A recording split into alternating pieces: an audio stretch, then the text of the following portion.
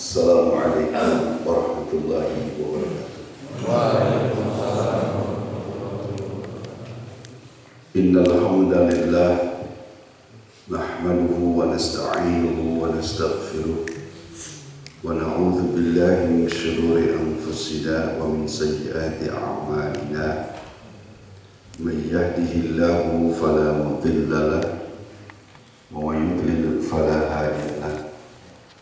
Asyhadu an la ilaha illallah wahdahu la syarika lahu wa asyhadu anna Muhammadan abduhu wa rasuluhu alladzi la nabiyya ba'dahu, amma ba'du. Faqala Allah ta'ala fil Qur'anil Karim, a'udzu billahi minasy syaithanir rajim.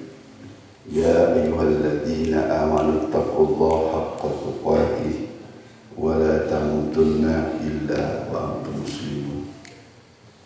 Wa qala ta'ala fi ayatin ukhra, yarfa'illahu alladhina amanu minkum walladhina utul ilma darajat. Al-ayat. Saudara-saudara sekalian, puji dan syukur mari sekali lagi kita persembahkan kehadirat Allah Subhanahu wa ta'ala. Berkat rahmatnya, alhamdulillah, pada pagi yang sejuk ini kita bisa berkumpul dalam keadaan sehat walafiat. Salawat dan salam mudah-mudahan tercurah pada Nabi kita Nabi Muhammad sallallahu alaihi wasallam, para keluarga, para sahabat serta para pengikutnya yang setia sampai akhir zaman, dan mudah-mudahan termasuk kita sekalian. Saudara-saudara sekalian yang saya hormati, kalau kita coba buka ayat Al-Quran di dalam surat Muhammad, itu di ayat terakhir, di situ Allah menjelaskan bahwa Nabi Muhammad dan para sahabatnya itu asyidda'u 'alal kuffar rahama'u bainahum, tegas terhadap orang-orang kafir dan kasih sayang di antara mereka. Tarahum ruk'an sujada, kamu bisa melihat mereka ruku, sujud. Kemudian Anda juga lihat bahwa bekas-bekas sujud itu di keningnya. Saya perlu jelaskan bahwa yang dimaksud dengan ada tanda-tanda di keningnya itu bukan berarti ada hitamnya begini. Sebab tidak semua orang yang rajin beribadah lalu semuanya ada yang di sini. Tapi yang digambarkan oleh para ahli tafsir adalah justru kebeningan hati yang terpancar di dalam wajahnya.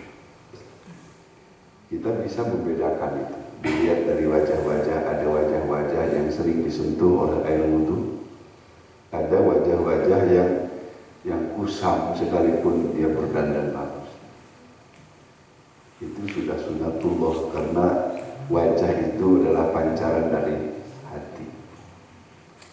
Nah, yang menarik dari penggalan ayat berikutnya, justru umat Nabi Muhammad itu, sahabat-sahabat Nabi Muhammad itu diumpamakan di dalam kitab Injil itu seperti pohon yang awalnya kecil, kemudian bertunas, membesar, semakin berdahan, terus kuat, yu'jibu zurra'a, sehingga membanggakan orang-orang yang menanamnya, kemudian membuat gentar orang-orang kafir. Kita semua para pembina itu mendambakan bahwa saudara-saudara sekalian, dengan kita semua yang ada di sini diibaratkan seperti yang dilukiskan pada ayat tadi, ruku, sujud, beribadah bersama-sama. Lalu saudara-saudara peserta pesantren diibaratkan seperti tanaman yang kita tanam, diairi, disiari dari hal-hal yang bisa merusak pertumbuhannya. Lalu sehingga diharapkan pada satu saat nanti menjadi pohon yang sangat kokoh, pohon yang tahan tiupan angin yang dahsyat, sehingga betul-betul membanggakan. Kita tidak tahu persis masa depan saudara-saudara sekalian, tapi dari inti dan pengalaman-pengalaman hidup kita menunjukkan bahwa ternyata sebagai seorang guru kita tidak dibenarkan untuk merendahkan murid-muridnya, sebab pernah terjadi ada orang yang di lembaga pendidikannya itu prestasinya tidak ada, kalau diterangkan harus 10 kali baru ngerti, tapi ternyata 10 tahun, 20 tahun kemudian ternyata dia menempati jabatan-jabatan penting, karena manusia masih mungkin berkembang. Manusia masih mungkin berkembang. Nah, oleh karena itu saudara-saudara sekalian, kita berharap saudara-saudara sekalian, adik-adik saya ini berkembang, tumbuh seperti tumbuhnya pohon, sehingga membuat bangga kami yang dari pagi sampai larut malam itu terus memperhatikan saudara-saudara sekalian. Paling tidak setelah turun dari Ciburial ini ada perubahan perilaku yang diharapkan. Semua pelajaran yang sudah didapat, semua pengalaman keagamaan yang sudah didapat membekas di dalam hati, kemudian lahir perilaku-perilaku. Jadi setelah turun nanti dari Ciburial ini kita Sari 1, kita atau ke Uni Subah kampus 1, itu ada perubahan perilaku. Itulah yang barangkali menjadi obat penghibur lara selama berhari-hari, berminggu-minggu nongkrong di tempat ini. Itu yang kita harapkan. Paling tidak saudara sudah hampir mengetahui 5 hal. Dan toharo, praktekanlah tata cara toharo yang sudah diajarkan di tempat ini. Dalam melaksanakan ibadah sholatlah seperti yang diterangkan oleh Rasulullah SAW yang juga diajarkan di tempat ini. Kemudian zakat, saum. Kalau zakat barangkali belum, tapi paling tidak kita melatih diri untuk sedekah atau mengajak orang tuanya untuk bersedekah. Kemudian menunaikan ibadah haji. Sekarang ini soal haji, soal umroh, itu ada orang yang berangkat karena memang kaya, tapi juga ada orang yang berangkat dikayakan Allah. Buktinya di Jalan Jenderal Ahmad Yani ada seorang tukang beca ngumpulin uang dari tahun 2007 dan 2015 dia berangkat menunaikan ibadah haji. Jadi Allah kayakan sehingga dia sanggup berangkat dengan biaya sendiri dan dibantu dengan para pelanggannya. Kemudian kita juga belajar tentang pemulasaraan jenazah. Silakan itu praktekkan ketika kita turun, gak usah segan-segan karena itu adalah kewajiban kita dan kita punya ilmu. Apalagi kalau yang meninggal dunia itu adalah orang-orang yang berarti bagi kita. Itu sungguh kebahagiaan yang luar biasa. Kalau sekiranya ada orang-orang yang berarti bagi kita, justru kita yang tampil di depan untuk mengurus mereka. Kita tidak tahu, mungkin ayah, mungkin ibu, atau mungkin buah kita atau paman kita yang meninggal, turunlah. praktekkan apa yang sudah kita dapat dari sini. Maka saya kira siapapun orang tua kita, saudara kita, kalau kita yang mengurus tentu akan sangat bermakna. Sehingga kita kembali ke hadirat Allah Subhanahu wa Ta'ala justru dihantarkan oleh anak-anak ini. Saudara-saudara sekalian, ada kisah yang menarik yang menurut hemat saya ini perlu kita simak. Di sebuah sekolah ternama di Jakarta itu ada seorang murid yang ibu bapaknya itu orang-orang karir. Setiap pembagian rapot yang datang itu ibunya, bapaknya tidak mau karena alasan kesibukan. Satu saat kenaikan kelas, si ibu memaksa sang ayah supaya mengantar anaknya itu ke sekolahnya untuk mengambil rapot. Di sekolah itu sebelum pembagian rapot ada semacam apresiasi seni. Ada orang anak yang baca puisi, ada anak yang menyanyi, ada yang menampilkan kemampuannya main piano, dan anak yang tadi diceritakan itu dia ke depan meminta guru agamanya ke depan untuk mengecek hafalan-hafalan Al-Quran.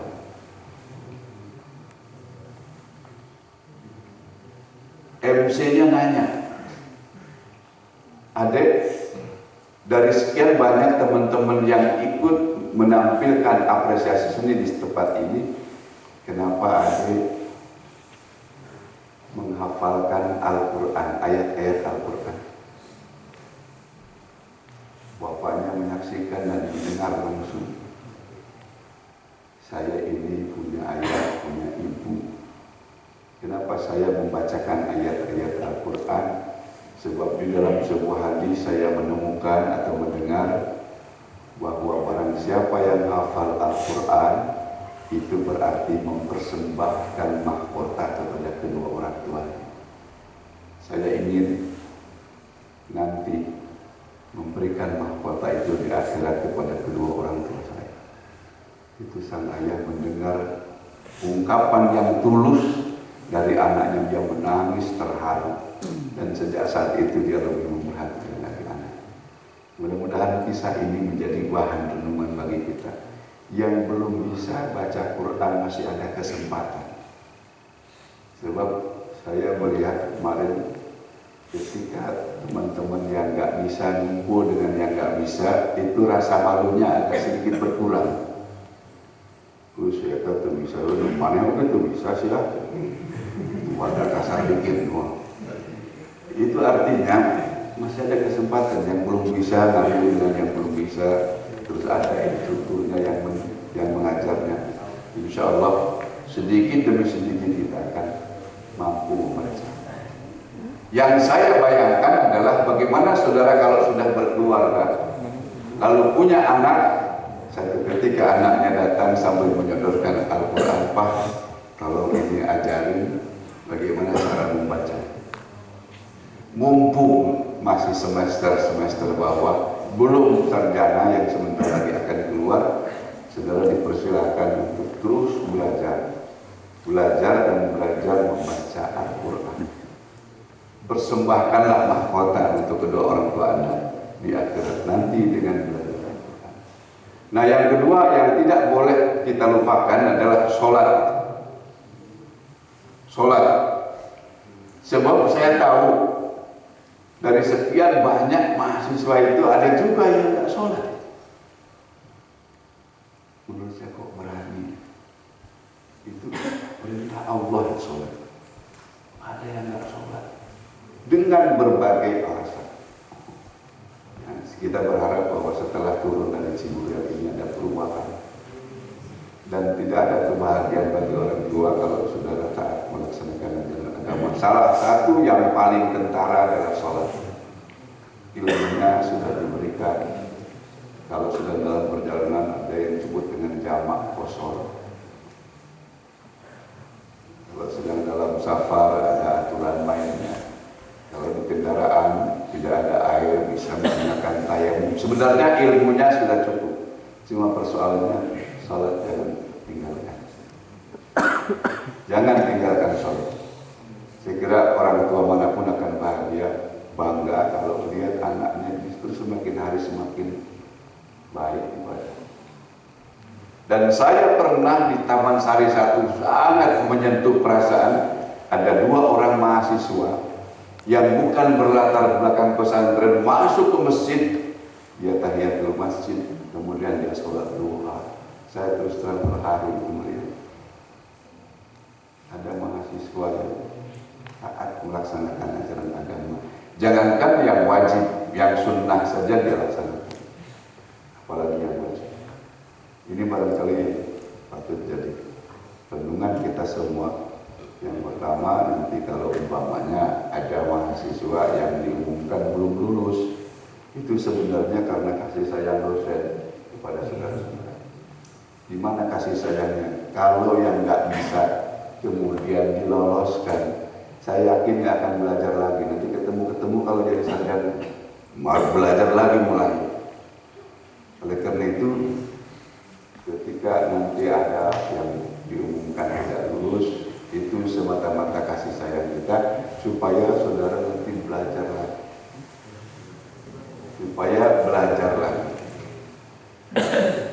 Nah, yang kedua, yang sudah lulus, yang dinyatakan lulus, jangan juga berbangga dulu, sebab baca Al-Quran itu adalah keterampilan yang memerlukan latihan yang terus-menerus. Sempatkan setiap hari, kata Ustaz Undang itu setiap hari dua apa? Bukan 2 ayat, 2 lembar. Nah, itu barangkali perlu kita latihan yang terus-menerus. Mudah-mudahan dengan itu Al-Quran menjadi syafaat bagi kita semua. Al-Quran akan menjadi panduan bagi hidup kita manakala kita membacanya. Kemudian kita mencoba memahami maksudnya dan mengamalkan kandungan ayat itu dalam perilaku sehari-hari. Saya kira itu yang bisa saya sampaikan untuk kesempatan kali ini. Mudah-mudahan Allah Subhanahu wa Ta'ala terus membimbing kita ya. Kadang-kadang miring ke kiri, miring ke kanan. Mudah-mudahan Allah terus memberikan petunjuk ke jalan yang lurus, sehingga setelah turun dari Ciburial ini menjadi pribadi yang baru, karena kita sudah ditempa selama kurang lebih 1 minggu dalam bidang keagamaan dan membaca Al-Quran. Karena itu sekali lagi bersama pembina saudara termasuk fasilitator, mohon maaf apabila dalam perjalanan pembinaan kita ada hal-hal yang kurang berkenan. Sekali lagi sebagai perwakilan dari pusat atau lembaga studi Islam dan pengembangan kepribadian, dengan ini pesantren mahasiswa gelombang yang kelima dengan maksud saya itu jadi gelombang keempat dengan resmi ditutup. Marilah kita bersama-sama baca